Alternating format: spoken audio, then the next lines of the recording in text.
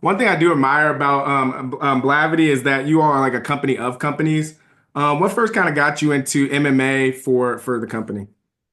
Yeah, I've acquired three businesses in the last 10 years. And um, when you are scaling and deciding to do something big and ambitious, you kind of have a decision. You could do this really slow or you could do it fast. Yeah. And in the beginning, I had no patience. I was like, I want it today, yesterday. Okay. So, how do we build with quality and trust quickly?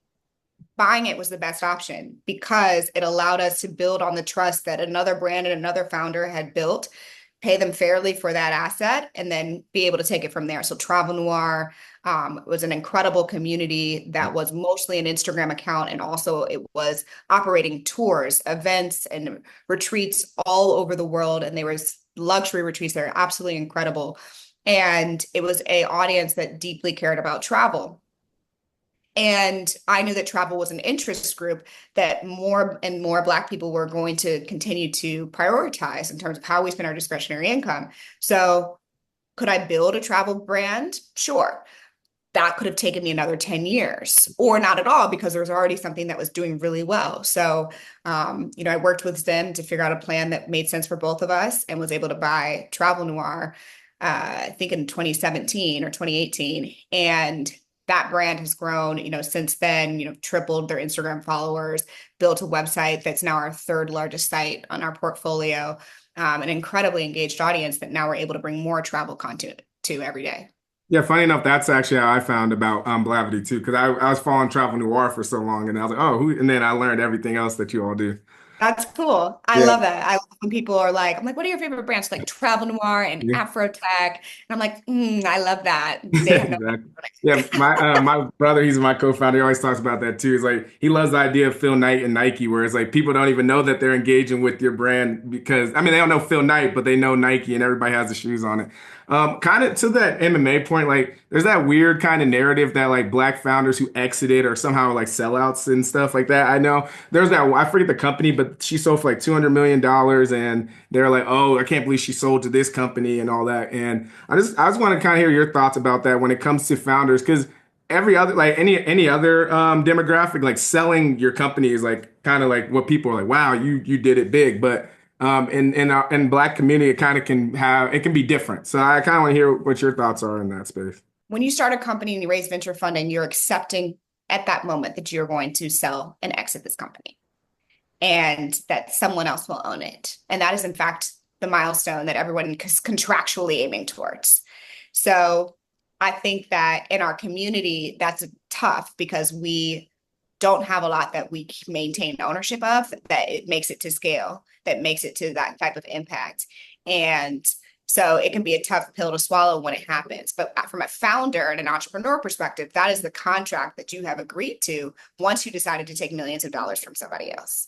And that is clear. Like that is not something that's hidden from people. That is not something that anyone should be shocked by.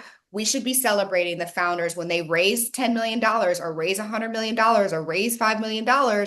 We should keep celebrating them when they exit because it's the same celebration. So once you start celebrating somebody for raising millions, then you must also celebrate them for exiting because they finished and landed the plane. And that is one of the most difficult things to do against all of the odds.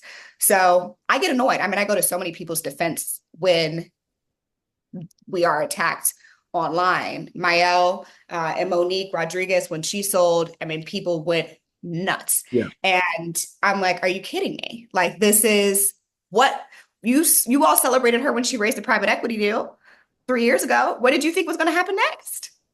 Okay. So I think that one of the challenges in our community is that we don't know these rules. Like, Yeah. we don't know the game. Like, we're not exposed to the game because not enough of us go through the game. So my responsibility and the thing that's in my control is just helping people understand the game. You want to judge it good or bad? That's on you. But this is the game.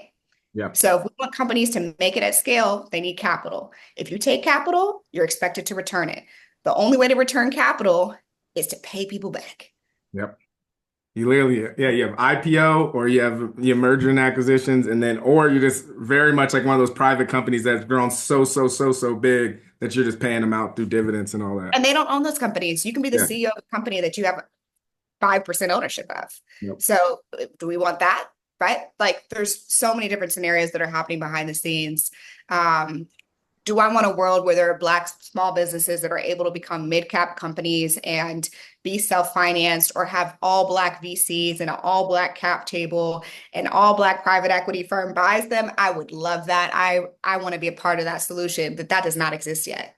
Yeah. We're not there yet. Yeah, I'm saying sometimes only by kind of like, selling or whatever to get to a point where you can then build out those kind of infrastructures for there to be Black liquidity events that still might go to Black and brown. I mean, what's the founders or private Yeah, equity? the bigger we all get, the more we'll all have, the more we're able to reinvest back into other companies along the way. It's no different than I've invested in 6 companies as an angel investor. Once I got money, I started giving it away. Like, the real leaders in our community are going to continue to pay it forward. If you enjoyed that clip, make sure you head over to www.bookupapp.com to download our app so you can connect with your favorite bookish content creators, start conversations, and start your own book club.